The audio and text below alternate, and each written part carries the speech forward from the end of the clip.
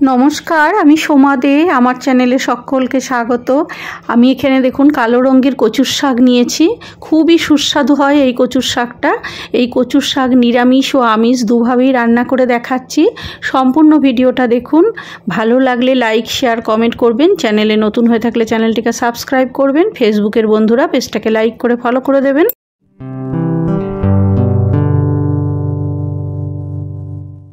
কচুর শাকের ডগাগুলো দেখুন ছোট ছোট করে এরকম কেটে নিয়েছি। একটু প্রেস করলেই বটির সাথে আস্তে আস্তে করে গায়ের এই চোচাগুলো উঠে যায়। এগুলোকে উঠিয়ে নিয়ে এরকম ছোট ছোট টুকরো করে নিয়েছি। আর যেগুলো একটু বড় সাইজ সেগুলোকে মাঝখান দিয়ে অর্ধেক করে নিয়েছি। আমার হাতটা একদম কচুর শাক কাটার ফলে কালো হয়ে গেছে। এই হাতটাকে একটু লবণ দিয়ে প্রথমে ডলে ধুয়ে ফেলে তারপরে একটু সাবান আর স্কচ ব্রাইট দিয়ে ডললেই, যে নরম স্কচ ব্রাইটগুলো হয় ওগুলো দিয়ে ডললেই সুন্দর উঠে যায়। এর আগেও আমি আমার একটা ভিডিওতে আলু কাটার পর হাত কালো হলে সেগুলোও দেখিয়েছি কিভাবে ওঠানো যায়।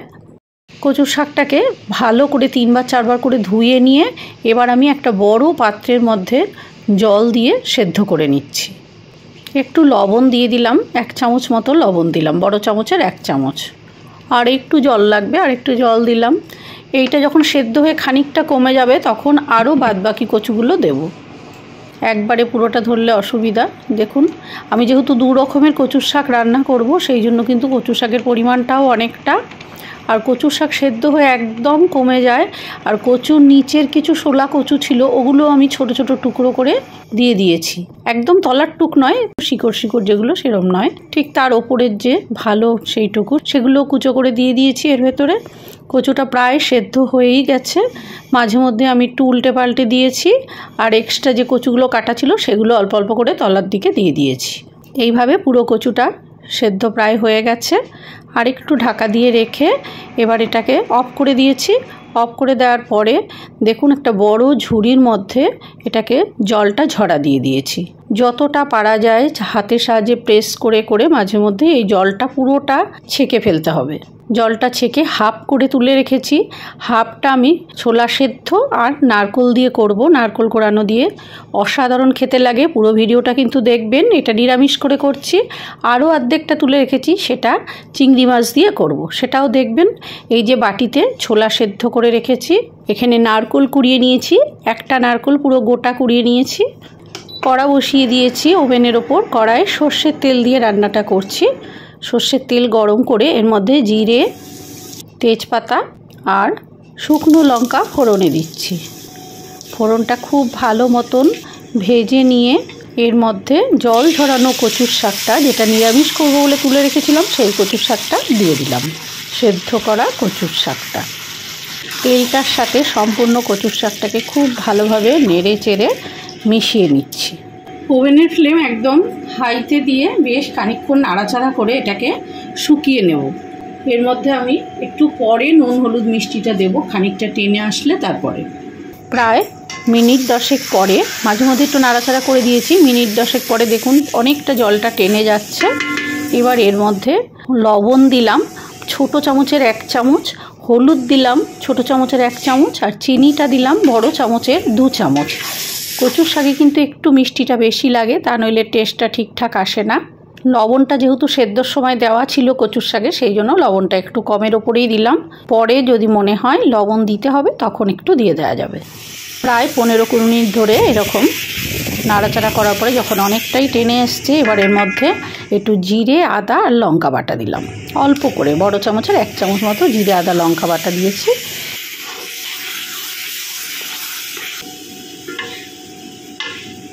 এবার এর মধ্যে ছোলা সেদ্ধগুলো দিয়ে দিলাম।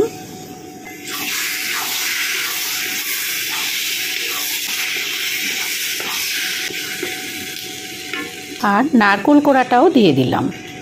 এইভাবে নিরামিষ কচুর শাক একদিন রান্না করে খাবেন, অসাধারণ লাগে। ঠাকুরের ভোগেও দিতে পারেন, খুব ভালো লাগে, খুবই সুস্বাদু হয়। আজকাল ঝামেলার জন্য কচুর শাক প্রায় লোকই রান্না করতেই চায় না, কিন্তু দেখুন এভাবে একবার করে খেয়ে খুব ভালো লাগবে। আমি কিছু চেরা কাঁচা লঙ্কাও দিয়ে দিলাম। প্রায় আরও 7-8 মিনিট ওভেনের ওপর রেখে দিয়েছিলাম। সম্পূর্ণটা খুব ভালোভাবে মিশে সেদ্ধ হয়ে একদম দারুণভাবে কচুর শাকটা রেডি হয়ে গেছে। সম্পূর্ণটা এক জায়গায় প্রায় গুটিয়ে আসছে। এই সময় ঘি দিলাম, 1 চামচ ঘি দিয়ে দিলাম।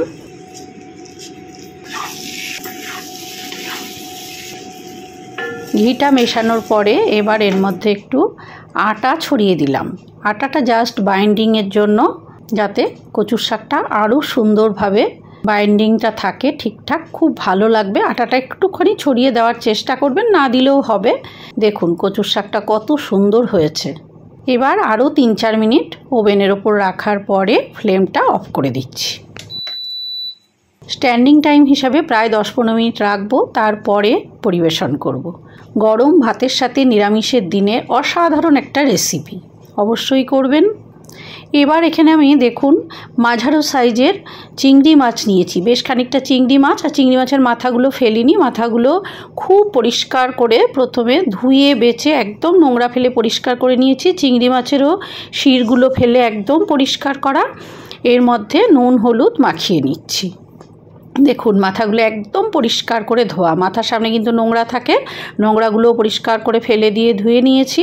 অন্য সময় ফেলে দিই, কিন্তু মূলোর ঘন্ট বা পুঁই শাকের চচ্চড়ি বা এইরকম কচুর শাক করলে মাথাগুলো দিয়ে দিলে ভালোই লাগে খেতে বেশ। নুন হলুদ মাখিয়ে রেখে দিয়েছিলাম মাছগুলোকে। এবার প্রায় 10-15 মিনিট পরে ওভেনের ওপর কড়া বসিয়ে তেল দিয়ে দিলাম, সর্ষের তেল দিয়ে চিংড়ি মাছ আর মাথাগুলো ভেজে নিচ্ছি।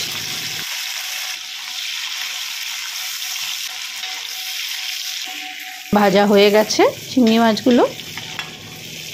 খুব একদম শক্ত করে ভাজতে যাবেন না, তাহলে টেস্টটা অত ভালো আসে না। হয়ে গেছে ভাজাটা। এবার এই তেলের মধ্যে আর একটুখানি সর্ষের তেল দিয়ে দিলাম, দিয়ে জিরে ফোড়নে দিলাম, আর পেঁয়াজ আদা আর একটু রসুন বাটা দিলাম। আর এখানে জিরে ধনে আর লঙ্কা একসাথে করে বাটা, বড় চামচের 1 চামচ। তেলের উপর দিয়ে মশলাটা খুব ভালোভাবে নেড়ে চেড়ে ভেজে নিচ্ছি। আপনারা যদি পেঁয়াজ আদা রসুনটা বাদ দিতে চান বাদ দিতে পারেন, সেক্ষেত্রে জিরে ধনে আদা আর লঙ্কা দেবেন। খেতে কিন্তু খুব ভালো হয়েছে পেঁয়াজ আদা রসুনটা দেওয়ার ফলেও। এবার আমি কচুর শাকটা এর মধ্যে দিয়ে দিলাম। কচুর শাক সেদ্ধ করে জল ঝরানো যেটা ছিল, এর মধ্যে নুন হলুদ আর চিনি দিলাম। নুন ওই 1 চামচ, সেদ্ধ করার সময় লবণ দেওয়া আছে বলে। হলুদ 1 চামচ দিয়েছি, আর চিনি 2 চামচ দিয়েছি। সমান ভাগ করেই কচুর শাকটা তোলা ছিল নিরামিষ আর আমিষের জন্য।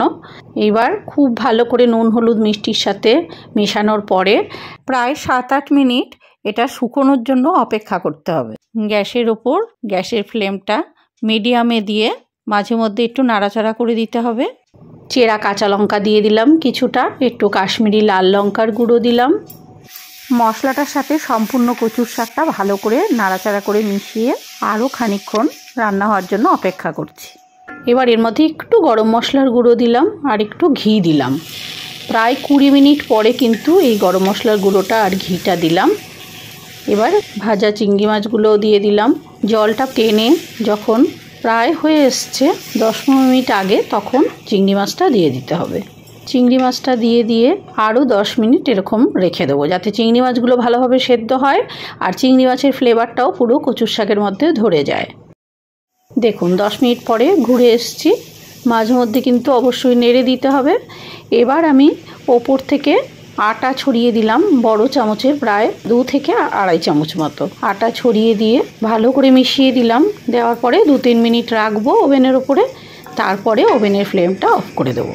আটাটা দেওয়ার পরে এমনিতেই পুরোটা খুব সুন্দরভাবে বাইন্ডিংয়ে এসে যায়।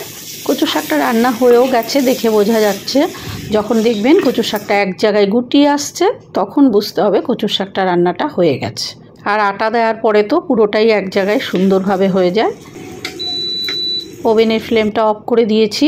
10 থেকে 15 মিনিট এরকম স্ট্যান্ডিং টাইম হিসেবে রাখবো, তারপরে পরিবেশন করব। করে দেখুন একবার এইভাবে কচুর শাক রান্না, অসাধারণ খেতে লাগবে। তাহলে এইভাবে বাড়িতে বানিয়ে ফেলবেন। কেমন লাগলো রেসিপিটা? নিশ্চয়ই খুব ভালো লাগলো। সবাই খুব ভালো থাকবেন। নমস্কার।